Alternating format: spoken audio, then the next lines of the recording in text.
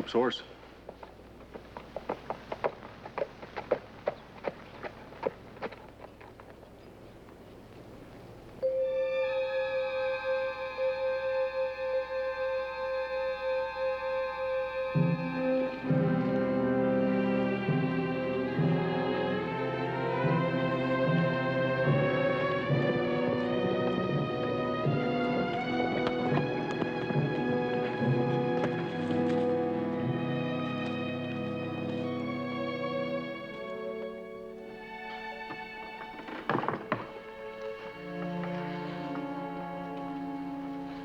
Well, what do you think, Chris? Oh, he'll be all right.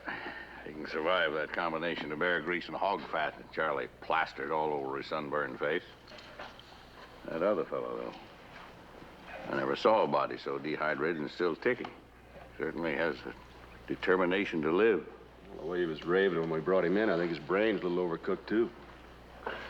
He swore he'd give us his weight in gold if we gave him one more mouthful of water. Now, it's a good thing he didn't. The man in his condition killed himself drinking too much. Well, there's just nothing about the desert that I like. Well, that's too bad, because that's just where this wagon train's heading. I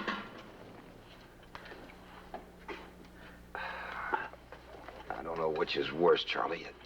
The sun poison or this bear grease. Well, there's one thing to say about being bone dry. It sure feels good when you get saturated again.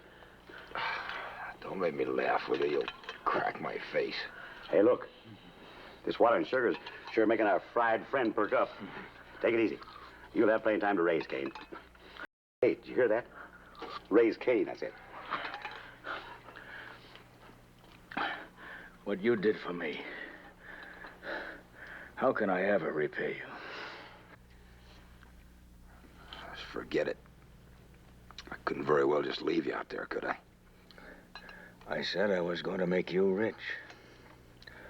And I'm going to. Hey, just out of curiosity, what were you doing out there? 1,000,000 miles from nowhere without anything?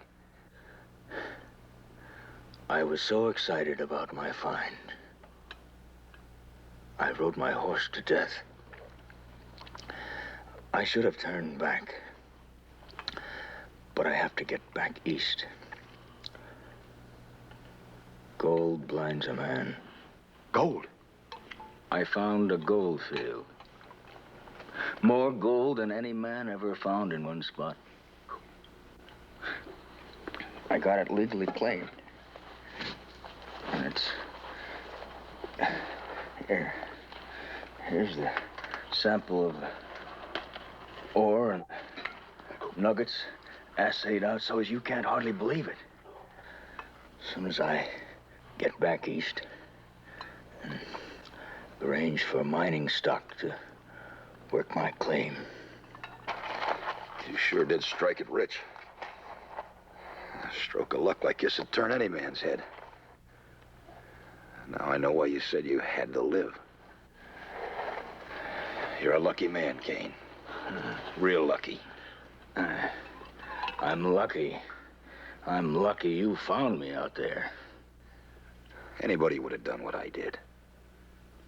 Besides, I didn't save you myself. Friends rode out and brought us both in. Well, Coop, I insist. And whether you think you deserve it or not, I'm assigning a good share of my gold mine to you. I'll tell you what, John. You're gonna let the public buy in on this sure thing, aren't you? Well, why not let me and my friends buy in on your share of good luck? Say, that's a good thing, Coop. Got a little nest egg myself, Mr. Cain. Been saving it for a long time. Been sitting on it, waiting for something good to come along. I'll be right back. Don't go away. Is that what you want, Coop? I think it'd be real nice of you to share it with the folks on this train. I don't see any reason for it to go to strangers, do you?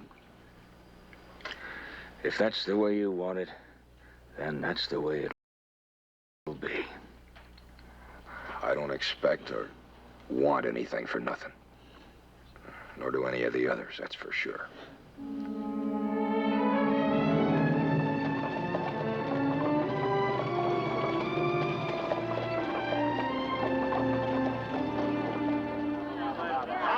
just take it easy, folks. Get back now. There's no reason to hurry about this. Coop will be out. He's the only one you can make your purchases through. What'd you do, go up and down the line hollering Eureka? Rick, I don't even know. Eureka is what Archimedes cried when he discovered the means of detecting gold. Ricky, Archimedes, nobody. All I told was Bill. All I told was Duke.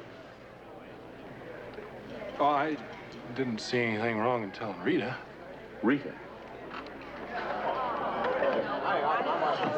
All right, now, just...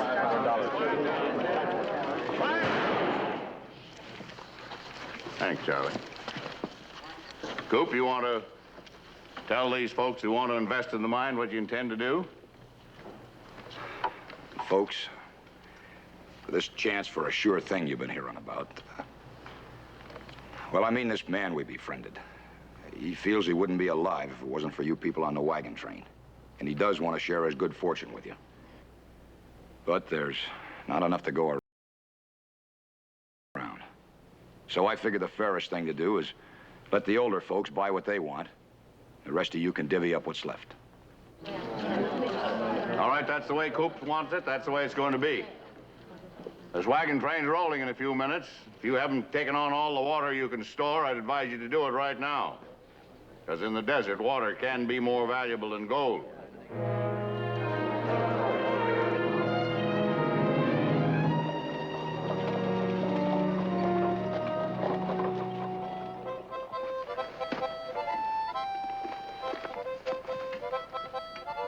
Well, I don't know exactly what that tune is you're playing, Charlie. But it sounds pretty good, considering. Considered what? Considering the length of time you've had that mouth organ. Well, that's nice of you to say, Coop, because I was just about to give up this cooking and hire out. Always had a hankering to go into show business. Give up cooking. How can he give up something he hasn't started? Did you say something, Hawk? Charlie, if I were you, I wouldn't give up that meat pot until we find out if that gold mine's going to produce. Well, you're not me, and I'm liable to quit cooking right now and give a concert, even if we all starve. The second thing I'm gonna do when I'm filthy rich with gold is hire me a squaw who can cook. What are you dreaming up, Bill? Well, the second thing I'm going to do is... What's the first thing you're going to do? Count it. What else?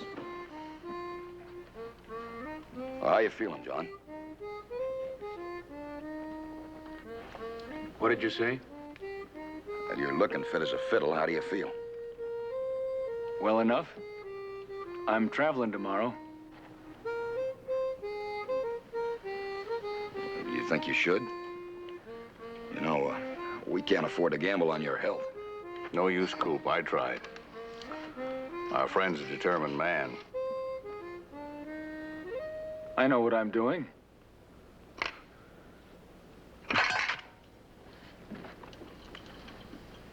And I'll thank you all to leave me alone.